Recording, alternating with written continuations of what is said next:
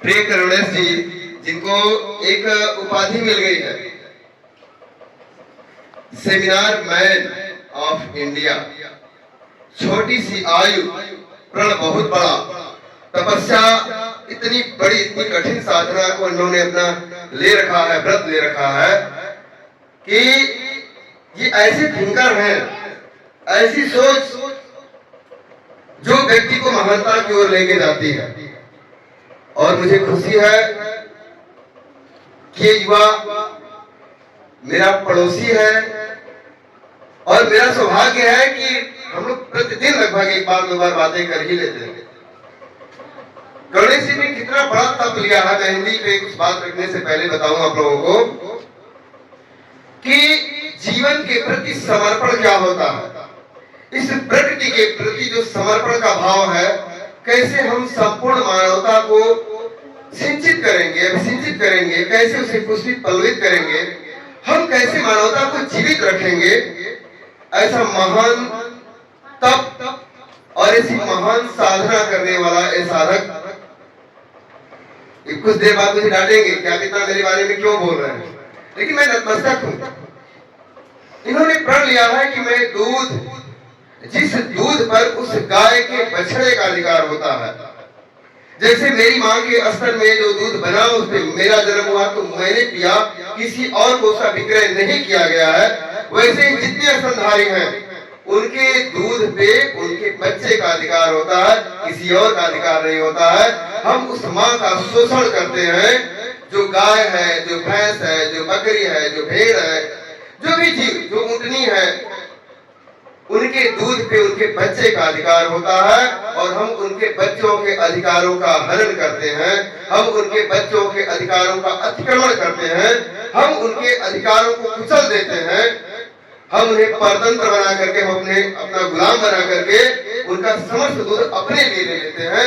यह पाप है, यह अपराध है और मैं आजीवन यह अपराध नहीं करूंगा।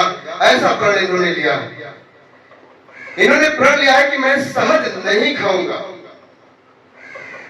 शहद जो एक औषधि भी है, लेकिन ऐसी कठिन साधना इन्होंने कर रखी है कि उस शहद पर, उसके निर्माण से लेकर के उसके सेवन तक पर पूरा का पूरा अधिकार उन भौरों का है या उन मधुमक्खियों का है, जिन्होंने उनको पुष्पों से लिया है और अपने छत्ते में लगाया है और फिर से उसको पाने का, उनको अपना जीवन बचाने का उन्हीं का अधिकार है, मधुमक्खियों का अधिकार।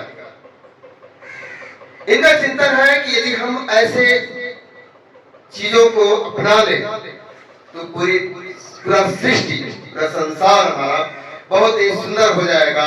हम जो लोगों का शोषण करने की हमारी प्रवृत्ति है, जो गुलाम बनाने की प्रवृत्ति है, जो हमारे अंदर लोभ है भयानक कि हम दूसरे का छीन करके खुद शक्तिशाली हो जाएं, इस लोभ से हम मुक्त हो जाएंगे और उसके बाद हम करुणा की ओर बढ़ेंगे। और जिसके मन में करुणा न हो तो कैसा मनुष्य।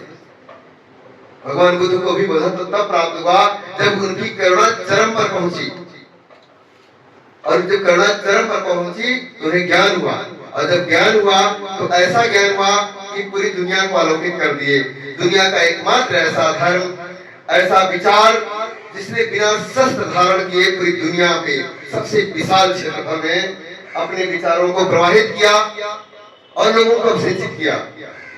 मुझे उम्मीद है कि गणेश जी का जो विचार, जो सोच, ये थिंकिंग है, ये पूरी दुनिया को आलोकित करेगी और लोगों में ये भाव जगाएगी कि हम एक मुर्गी जो अपने जीवन काल में केवल 1 साल में केवल 13 अंडे पैदा कर सकती है अधिक से अधिक, उस मुर्गी से हम 300 से 350 अंडे कैसे प्राप्त करते हैं। मतलब उस पर अत्याचार किया जाता है, उसको ऐसे कृत्रिम संसाधन उपलब्ध कराए जाते हैं, ऐसे मशीनी, ऐसे कलयुगी विधि से बनाई गई चीजें उसको दी जाती हैं कि वो विवश हो जाती है अधिक से अधिक अंडे देने को। एक गाय जो अपने बच्चे को पिलाने मात्र का दूध दे सकती है, वह एक एक दिन में 30-30 लीटर तक दूध देने वाली गायों का विकास आज कर लिया गया है।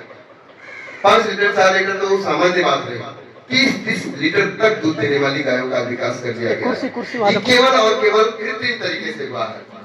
वहाँ बच्चों को उठा दो। तो इनका सोचना है, इनका चिंतन है कि हम ये अत्याचार करते हैं, और इसी सोच के तहत इन्होंने पीई फाउंडेशन थिंकर्स एवोल्यूशन का एक फाउंडेशन किया है, संस्थान की स्थापना की है।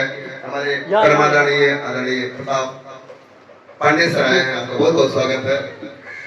तो हम अपने भीतर मानवता को कैसे सृजन करें, ये इनका विचार है। अब मैं आता हूं कि हिंदी हमारे पूर्व वक्ताओं